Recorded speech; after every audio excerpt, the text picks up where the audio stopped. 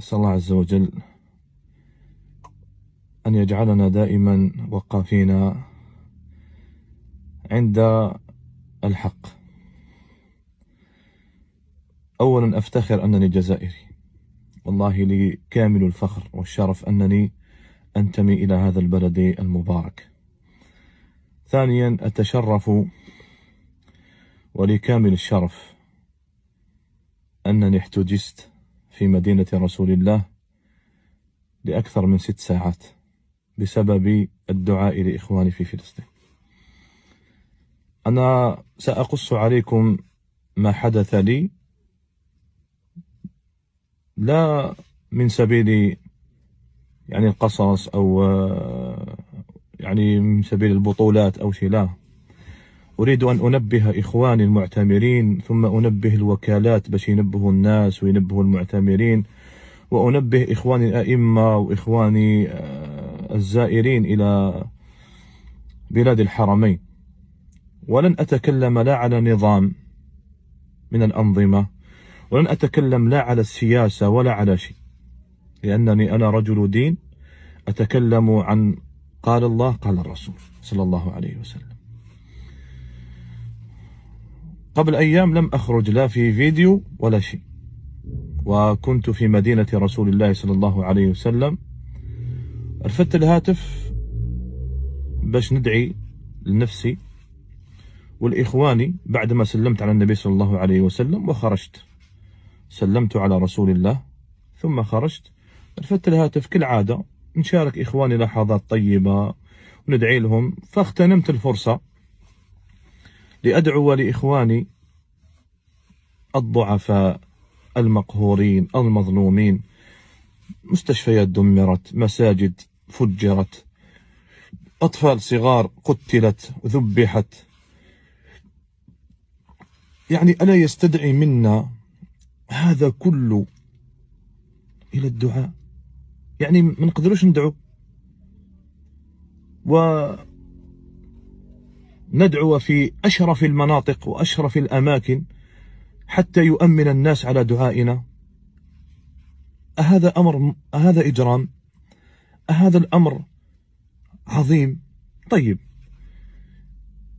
أنا لم أكن أعرف بأن هذا الأمر ممنوع في بلاد الحرمين، لم أكن أعرف، وأقسم لكم بالله أنني فعلته بطيبة خاطر وبكل عفوية، ما إن أكملت الدعاء إلى أن التف حول العساكر. فبدأ بدأوا الاتصالات وكذا، ومنها نحوا مني الهاتف، فقلت لهم غير الخير، وش كاين؟ غير الخير، ما الذي جرى؟ فقال لك الفيديو اللي درته الآن. وش درت؟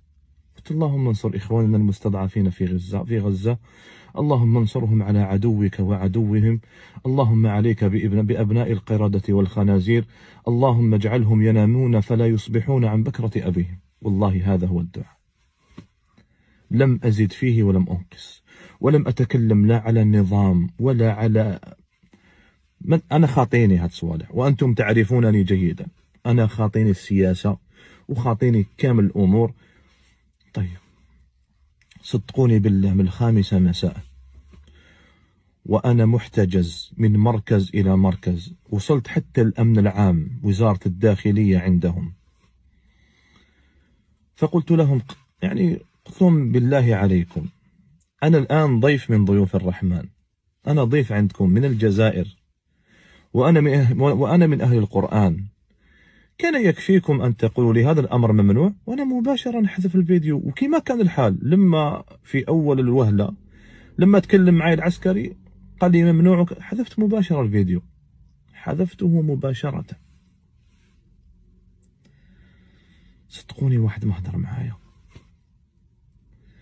وأنا صاحب سكر وضغط، ما نقول لكمش كيفاش كنت نحس روحي وكان معايا ابن عمي كان مريض أيضا.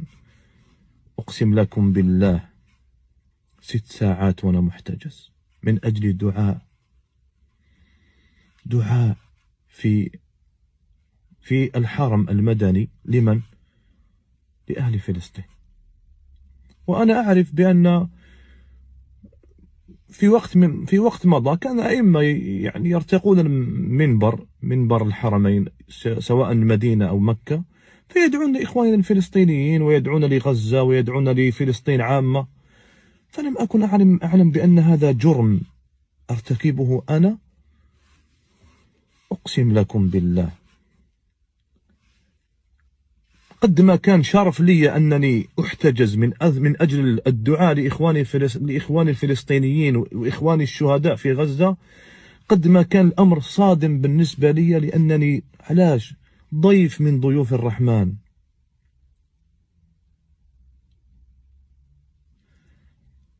ثم أعامل إحدى المعاملات، يعني ما نقول لكمش، لن أتكلم، أقسم لكم بالله إلى أن سمعت كلمة متهم، إلى أن سمعت كلمة واحد الضابط قال عندي متهم دار فيديو بالدعاء لإخواني في فلسطين. والتهمة ما هي؟ التعاطف مع الإخوة الفلسطينيين والدعاء لهم.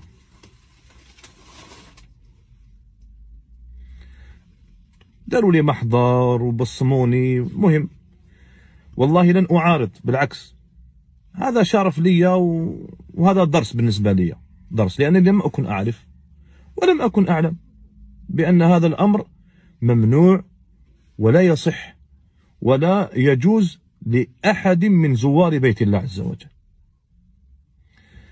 انتهى المطاف على ماذا؟ على أن حكمت المحكمة بحجز الهاتف تاعي اللي صورت به،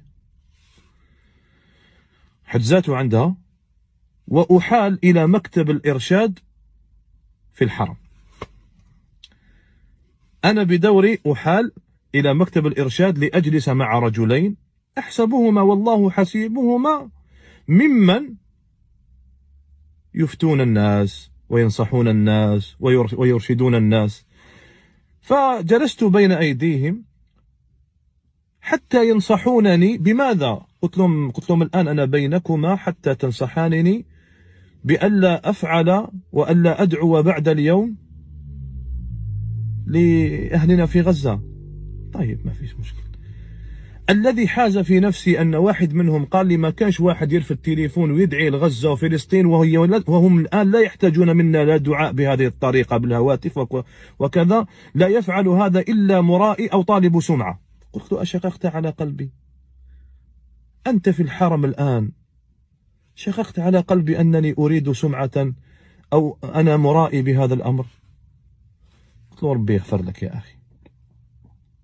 الشاهد من هذا كله، أريد أن أنبهكم أنتم يا من تعتمرون، يا من تزورون سواء المدينة أو مكة، حل عينك، خاصة إذا رحت مع زوجتك ولا رحت مع يماك.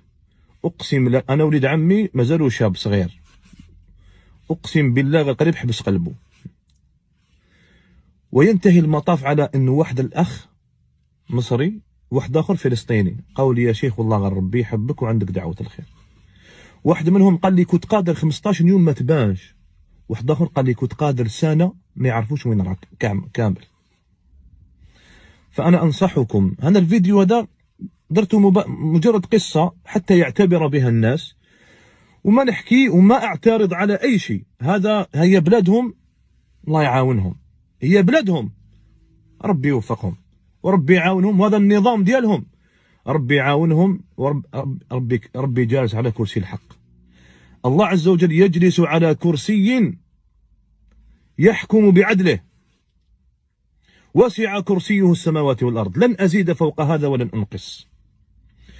ولكن أنا ننبه الناس اللي يطلعوا يعتمروا ويديروا، الدير شال تاع فلسطين يديوك المعتقل، يحجزوك ويديروا لك محضر، تلبسي حجاب فيه، وانا شفتها رأيتها عيانا من اندونيسيا وماليزيا دايرين شال ولابسه وحده حجاب فيه العلم الفلسطيني، احتجزوها